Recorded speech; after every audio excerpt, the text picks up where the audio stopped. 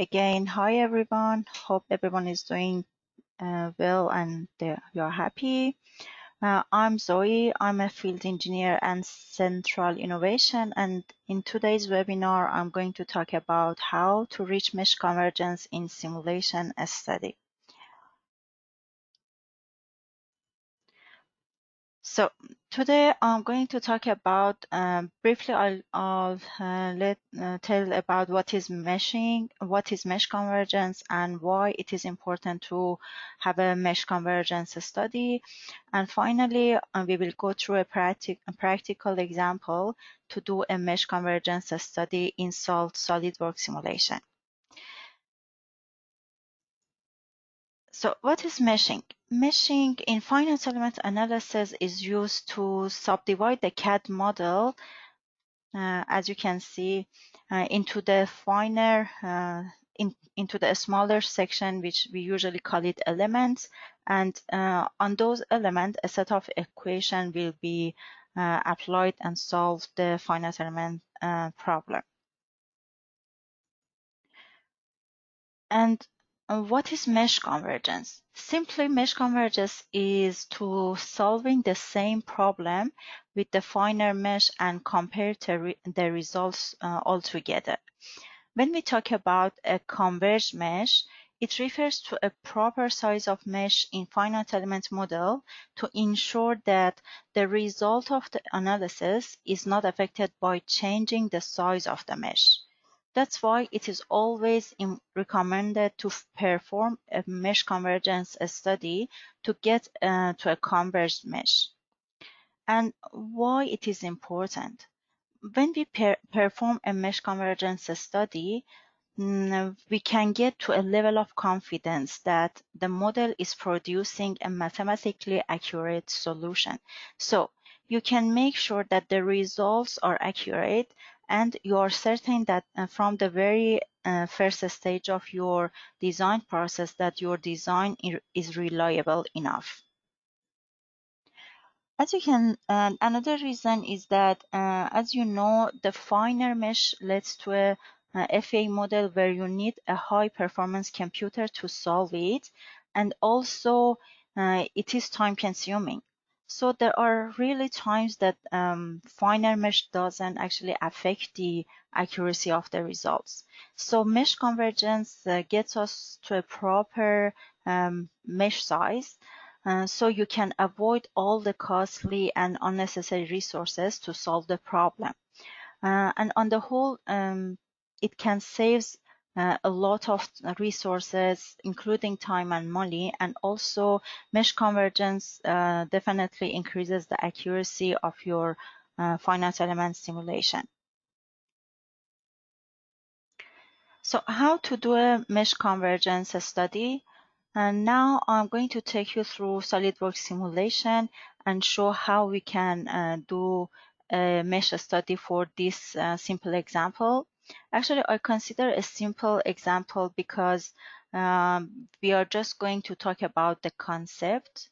That's why I just wanted to make it simple and discuss few things within the result and our investigation. So as you can see, it's a simple plate with a hole at the middle.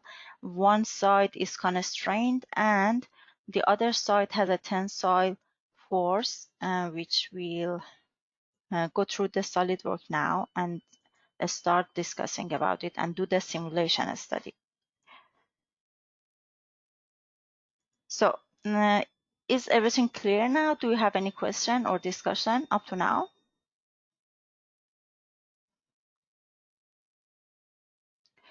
I could see that one new person is attended. Hello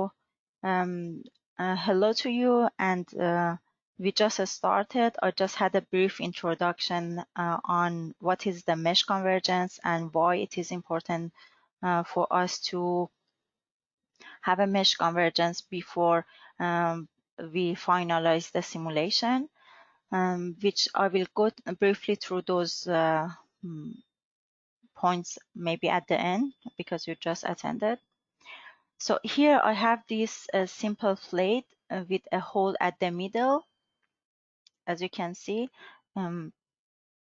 And now I'm going to start a simulation study and discuss how we can consider how we can investigate a mesh convergence study.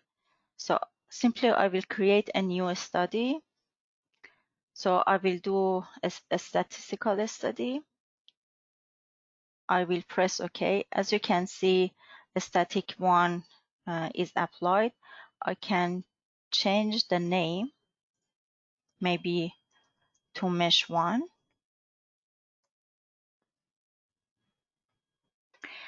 And here, as you can see, the material is not defined. Simply, I can go and define the material.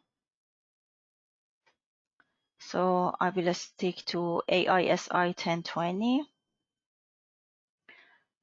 And then I will define a fixature to this surface. So this surface is completely fixed. And at the other end, we have a force applied.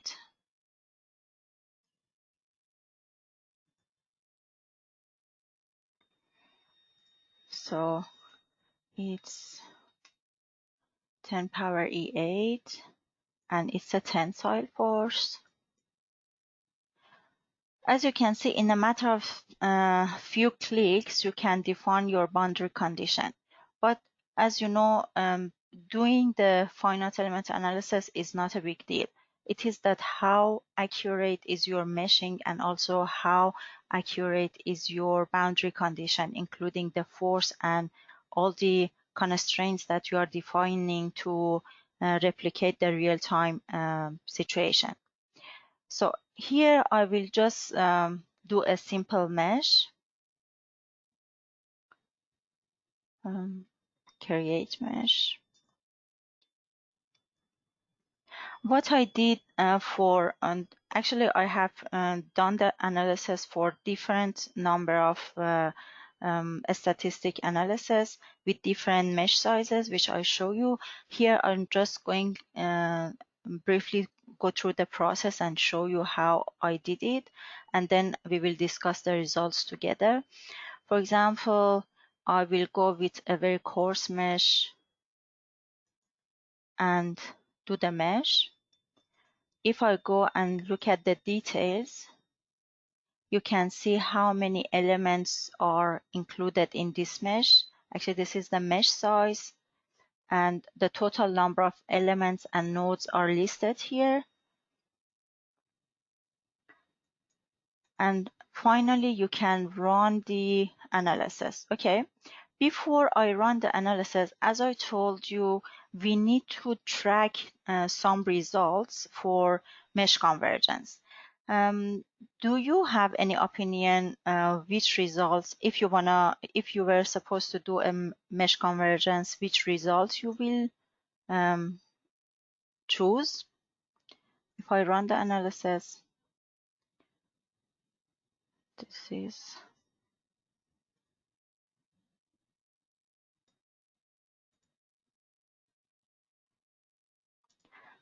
actually the study is running. In the meantime, do you have any idea which results are you willing to track for? And then by the end of the analysis, you compare it for different mesh.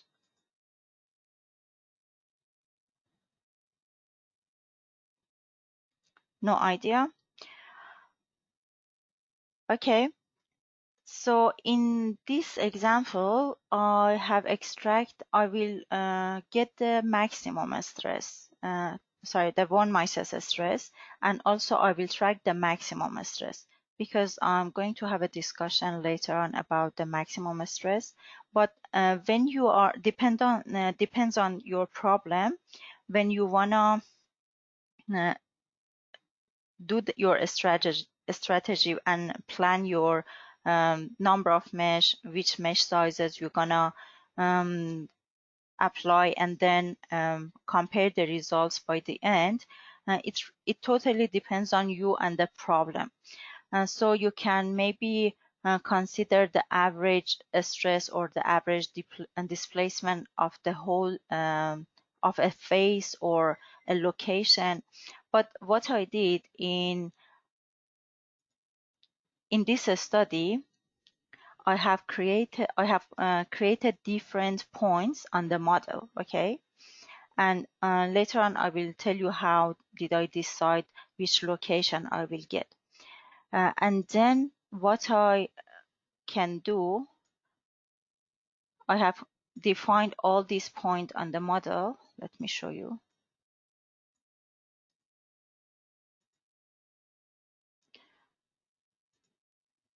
So as you can see, there are different locations on the model that I will get the amount of stress for every simulation in these points. And by the end, I will compare and track the results for each point altogether. And we can simply create a sensor inside the SolidWorks for all those points. When you create the sensor, you can define different for example, you can create a sensor for mass properties, dimension, but this time I'm going to put a sensor for simulation data. And here you can define different quantities, but I'm going to connect it to workflow sensitive, means whatever I define in my study, so it will be a link to this sensor. And here in the properties, I will select all these points.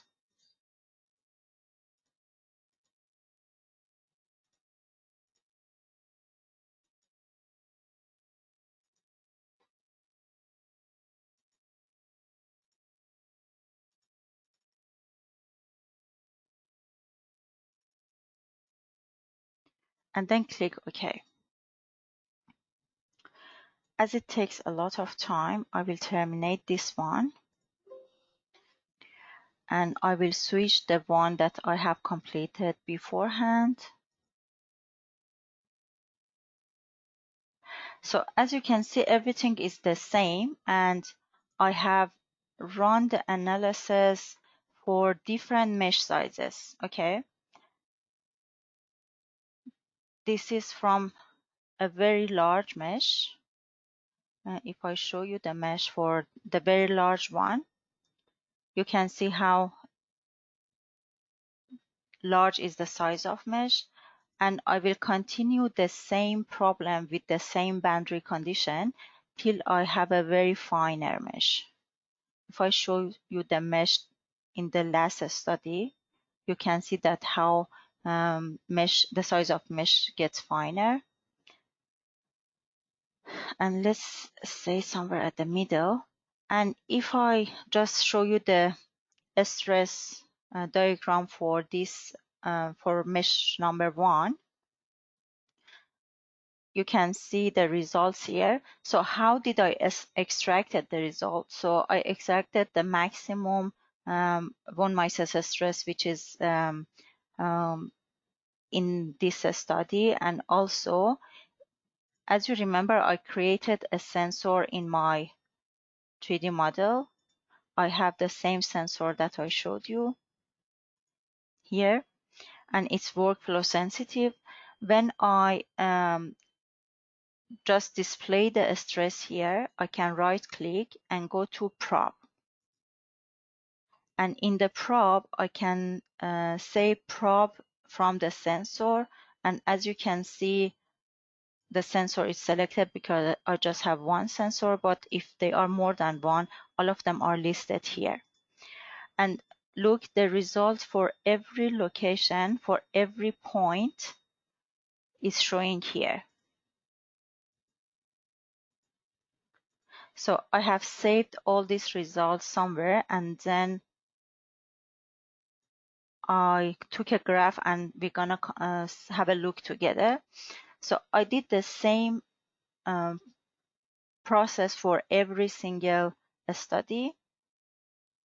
Again, the number of element size that you wanna apply to your model is absolutely depends on you, and it is something that comes from experience.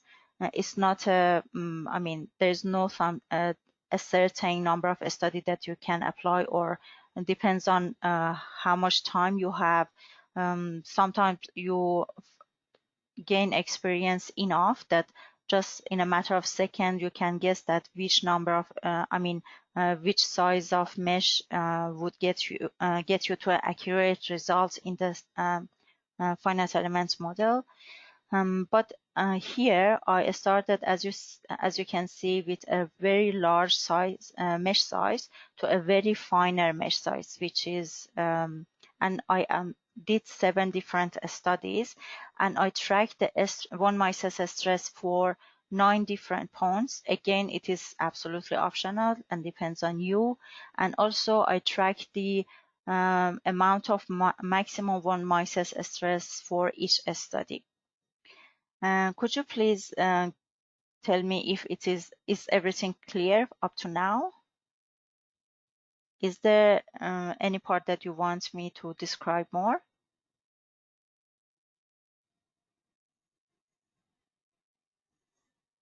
Okay, so here, as I showed you, now I'm going to again go back to my PowerPoint. Here is a presentation of how what are the number of elements in each meshing, as you can see in each scenario, and you can see that the number of elements has been increased significantly within these 7 stages. And this is a tabular representation of the von Mises stress for points. And here it is the results of all the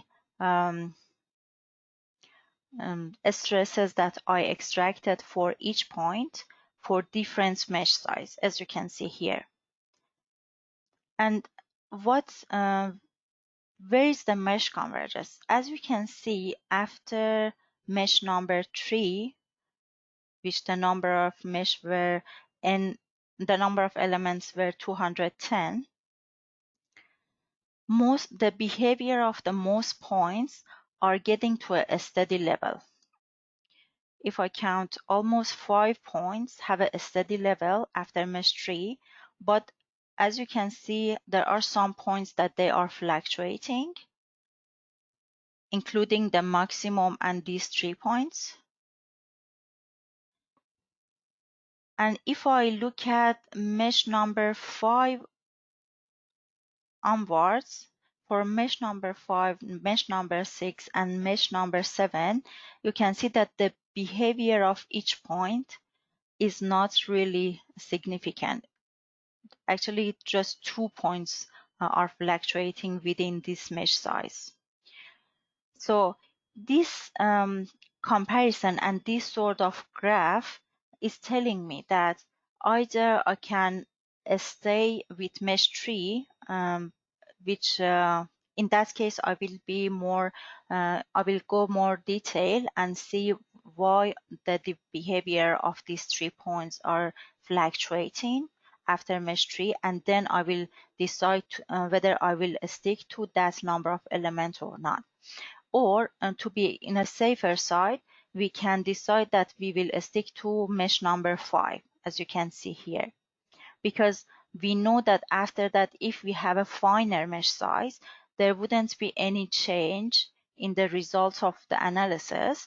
And in fact, we say that after this number of mesh, actually this point is a converged mesh size.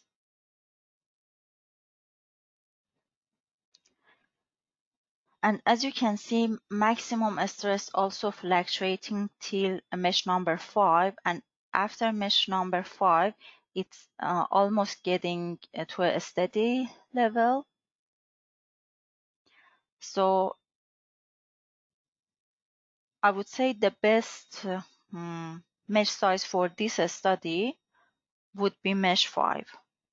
But again, there are a lot of different factors involved, and we should consider that this one is a simple model, but when it gets to a very complicated CAD model, so maybe you decide that you wanna define somewhere between mesh 3 and 5. So is it any question up to now?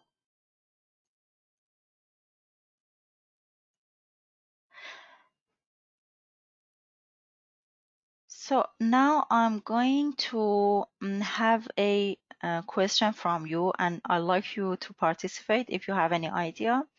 And so what is your opinion about considering maximum stress? Because maximum stress is very popular because it is mostly attractive, because always we say that the amount of stress due to the boundary condition shouldn't go over the yield stress. That's why always maximum stress is attractive, and we can see that there are a lot of discussion about maximum stress. What do you think? Do you think that maximum stress is really enough for to decide about the mesh convergence?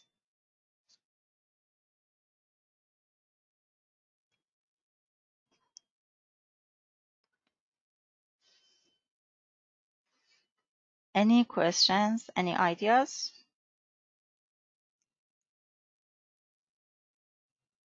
Okay. So now I'm going to answer this question.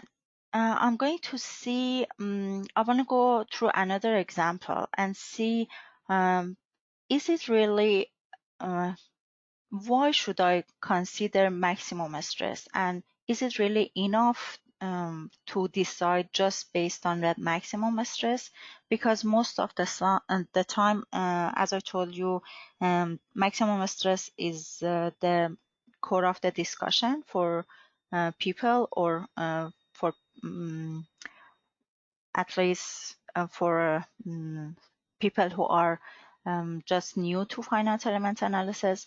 But in fact, in the next example, we will see that maximum stress always cannot be a reliable factor to rely on.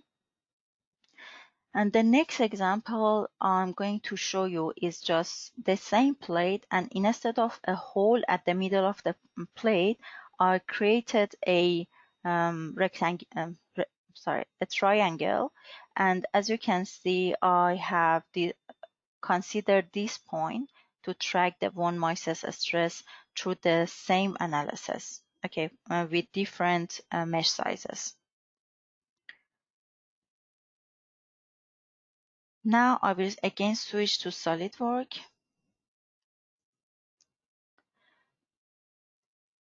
And as you can see, I have done the analysis before due to the time limitation.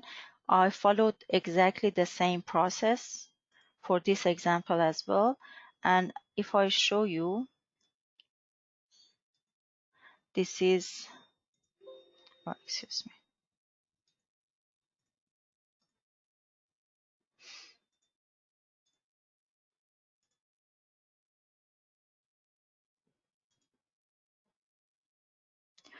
This is a very large size of mesh, okay? And till it gets smaller and smaller. So I have done 6 different statistical studies, statistical analysis for different sizes of mesh. If I just create the mesh again, I don't know, it was just right before we start.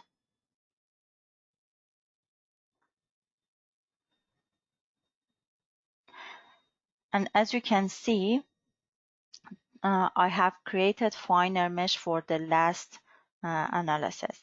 And with the same process, I have a sensor which I have extracted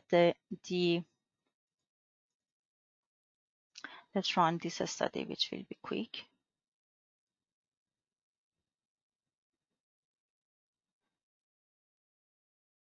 So I extracted the maximum von Mises stress, and also I extracted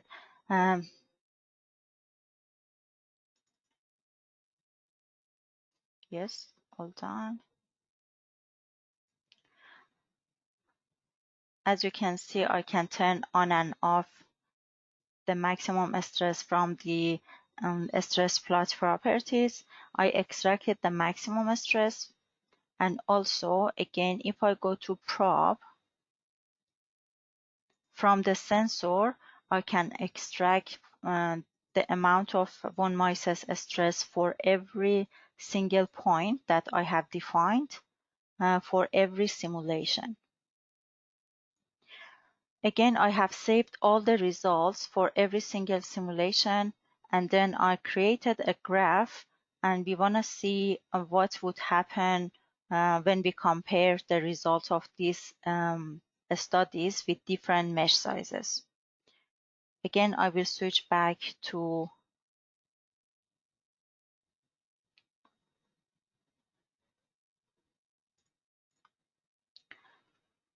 my presentation. And as you can see in this graph, again, I have started from large mesh to a finer mesh. And can you see the behavior of maximum stress, which is this chain line? This is the maximum von Mises stress. And you can see the behavior of other points as well. Again, after mesh number 2, which is a quite large mesh, there are some points that are fluctuating, but after mesh number 3, I would say that the behavior of, the von Mises stress for different points gets to a steady state after mesh 3 or 4, as you can see here. So if I go beyond mesh 4 and make the mesh a bit finer, you can see that it does not significantly affect on the result of my study. So here we say that mesh 4 could be a converged size of mesh, and if we stay behind, if we consider a smaller size of mesh, the results might not be accurate enough. But if we go over mesh 4 and create more number of elements in the mesh study, it is just waste of resources. And as you can see, the maximum stress in the previous analysis, which is here, is almost, as you can see, it's getting to a steady level. It is fluctuating till number 5, mesh number 5, and then it is getting to a steady level. So in this study, in the previous example, we would say that maximum stress can be helpful, but here, as you can see, if we just rely, because I have seen it's very common, some people just rely on the maximum stress, even for mesh convergence. But as you can see here, it's not reliable. Do you have anything to add why it could be like this? And what is the reason that we have this sort of behavior in this in the second example?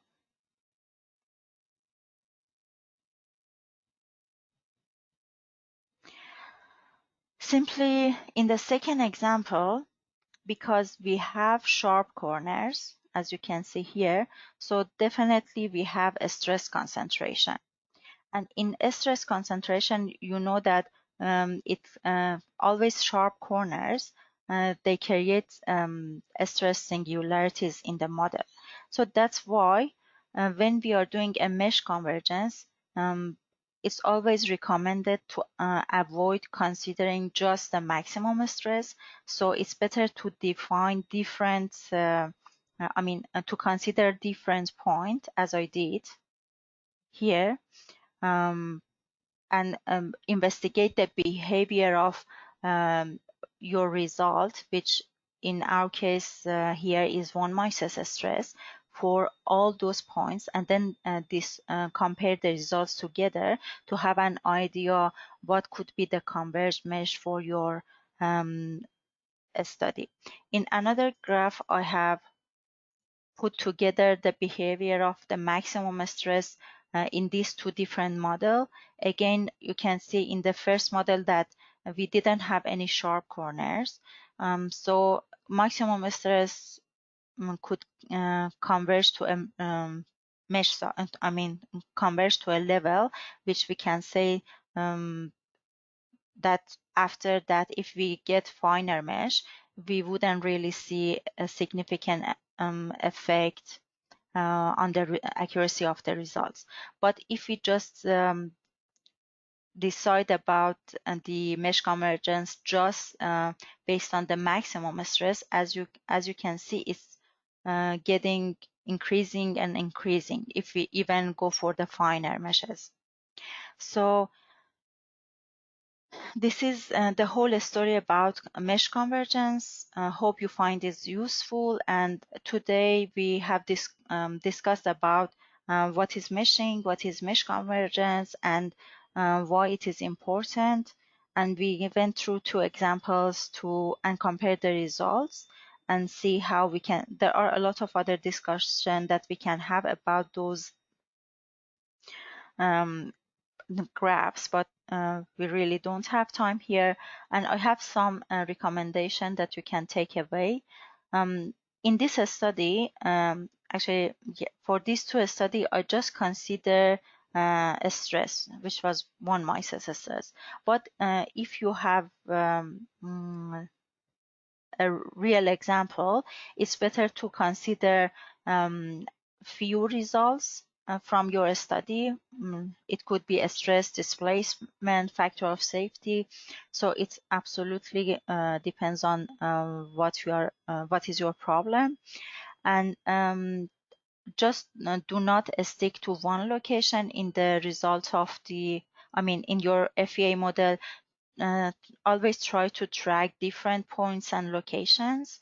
And the other important things is that be very hesitant to just consider maximum amount of every result, especially about the stress, because as you could see, the places that you have singularities, so it will be really tricky if to just consider the maximum stress. So always it's good to have maximum stress and see the behavior of the maximum stress throughout the different studies with different mesh size. But it's helpful to understand your model, especially you can define that there are some singularity within the model or not, but it's not enough for you to decide about a really proper mesh size. So I hope you find it useful. If you have any question, please just let me know.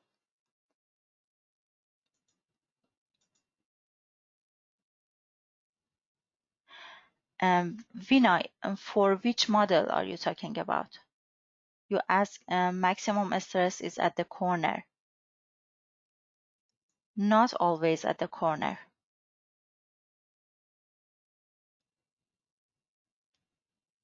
You could see in the first example, we have a corner here, but maximum stress is applying somewhere around the hole.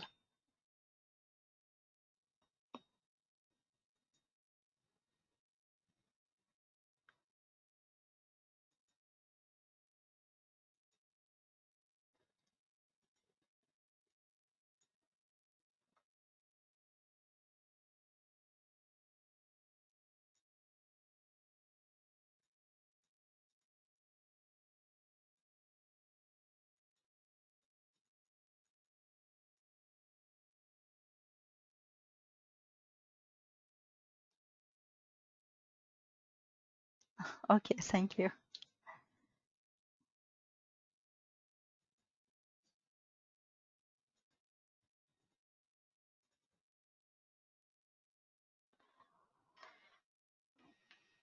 Hope you find this session helpful.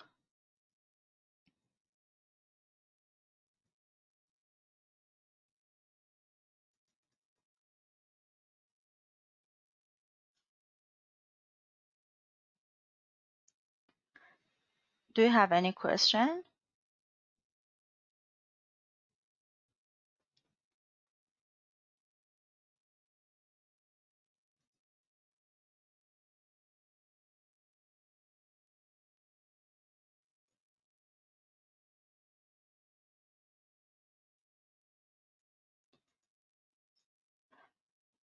So thank you for your attendance, and I hope to see you in the next webinars.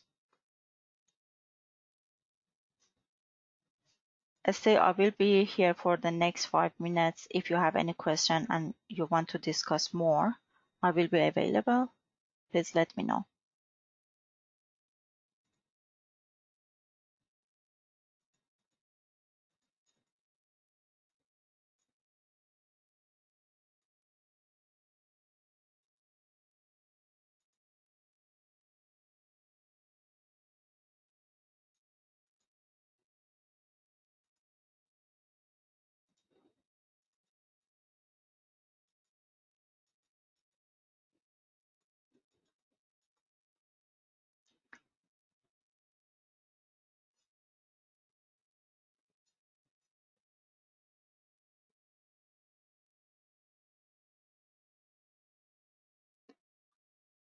No worries, Vinay.